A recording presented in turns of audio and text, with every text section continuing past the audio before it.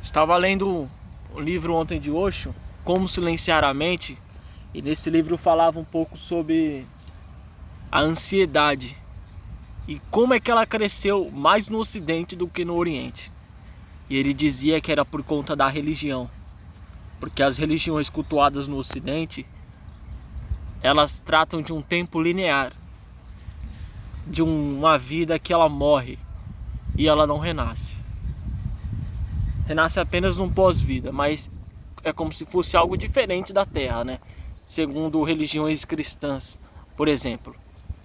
Por isso que o homem aqui no Ocidente, ele faz de tudo para cumprir as coisas em um tempo tão curto. Tipo assim, ele vive de preocupações, vive com essa preocupação na cabeça para fazer as coisas o mais rápido possível, porque ele só tem uma vida, segundo a filosofia das pessoas do Ocidente. E isso faz total sentido. Ele vai dizer também que no Oriente as pessoas sabem que existem várias vidas e que elas vão voltar aqui, vão reencarnar. Então elas não têm uma pressa incessante para conseguir as coisas. Não tem essa obrigação constante em se ocupar com as preocupações. Se o tempo no Ocidente ele é visto como uma forma linear, como se fosse uma linha que tem um começo e um fim, no Oriente a situação é diferente. Ele é visto como um círculo. Ou seja, o oriental ele está mais próximo do tempo biológico do que do tempo cronológico dos relógios. E o que seria o tempo biológico? Seria o tempo natural de tudo. Se você vê o planeta Terra, ele gira em volta do próprio eixo, que gira em volta do Sol. Isso seria um tempo biológico, um tempo natural. Uma árvore, essas árvores que estão aqui atrás, elas são sementes de uma única árvore primária. Existia uma semente de uma árvore, de um fruto, um pé de manga. Existia uma semente de um pé de manga que floresceu uma árvore que teve frutos. E esses frutos nasceram outras árvores, outras mudas. E o ciclo foi interminável.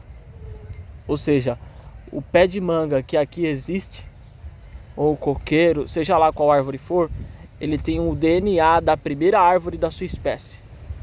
Esse seria o tempo biológico. Quando a gente se alinha a esse tempo biológico, a nossa consciência ela muda por completo.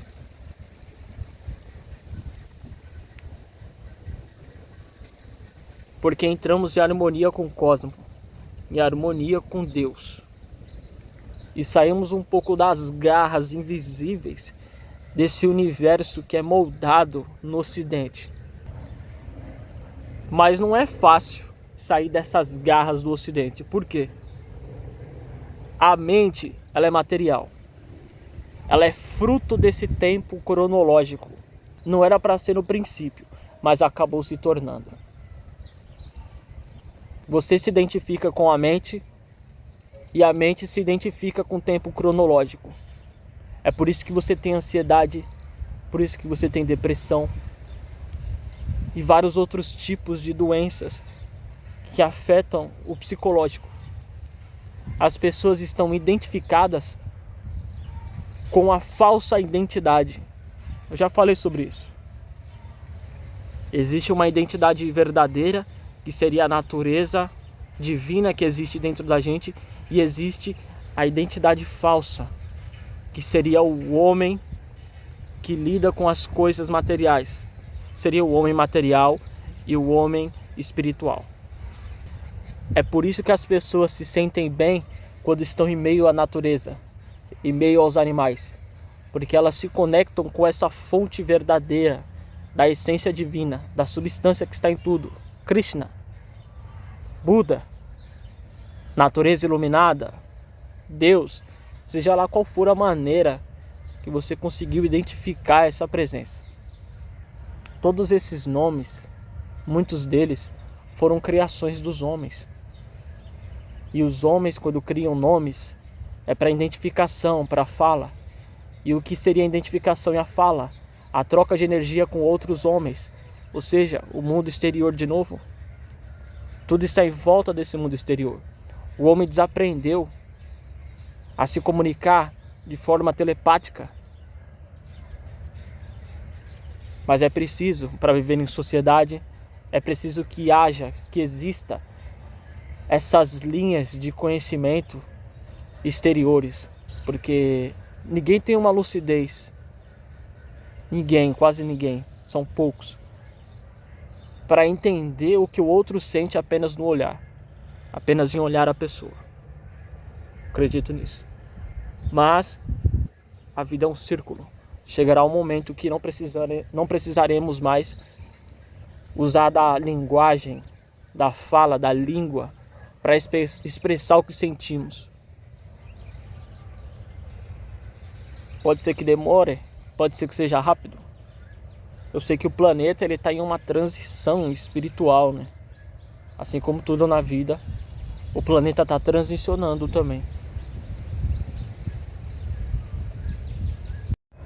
É por isso que aqui todas as verdades são meias verdades.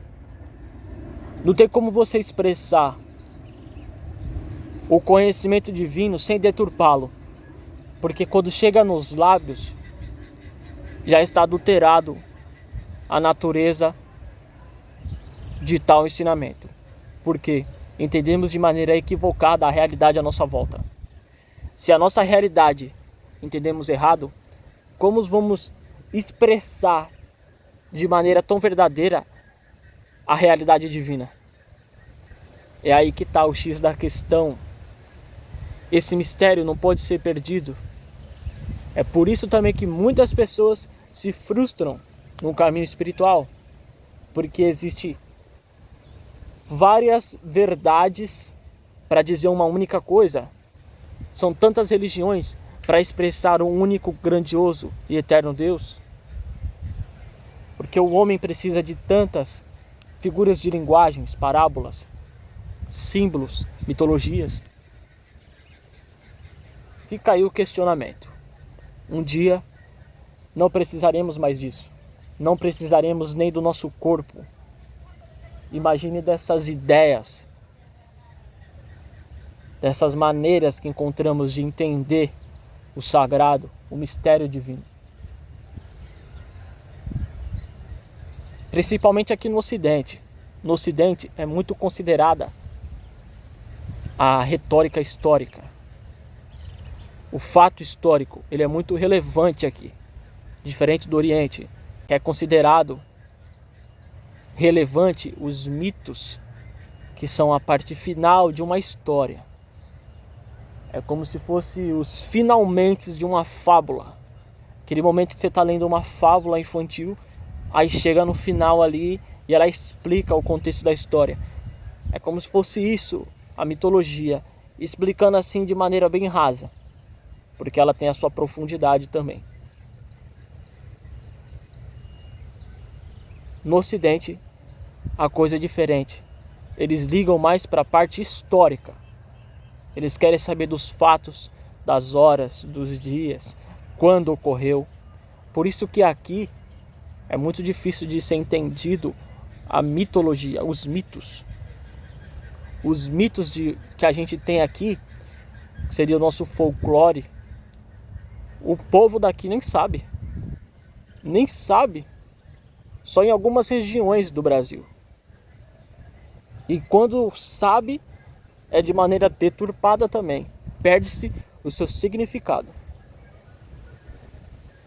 Fica aí a reflexão. Estudem os mitos do mundo inteiro, porque ali está uma substância do divino. Está a sabedoria num tempo biológico.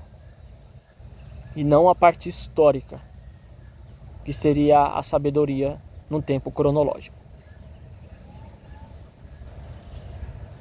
Existe a inteligência e a sabedoria.